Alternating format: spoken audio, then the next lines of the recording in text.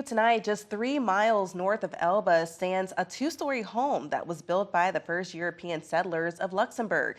I stopped by the home that's now listed on the National Register of Historic Places for an open house tour and had a few other point of views. Take a look. Twice a year, the Nicholas Marnach home opens its doors to the masses for an experience dating all the way back to the 1850s. Luxembourgers are proud people. And in this case, skilled crafters. As the builders of this home, the Marnachs created what's now considered the oldest example of European architecture in the state. Del Woodward has been giving tours of the home. They were stonemasons by trade. The walls are 2.5 feet thick.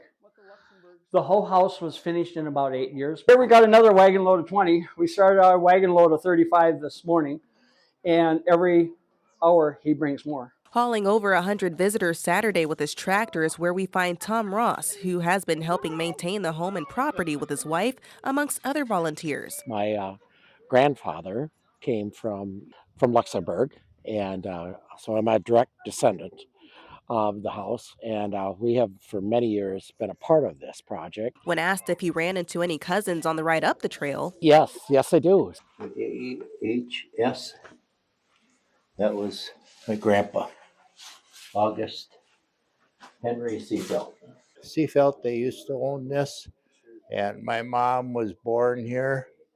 Her name was Leona, and she lived here till she was 8 years old. It's nice and a warm feeling coming here, knowing that she was born in this house. up until 1957, the house had been occupied by residents. Nancy Roberts, who has been at the forefront of putting on the open house, shares what it would be like to live in this home. There's no electricity, there's no running water, there's lots of insects, lots of insects.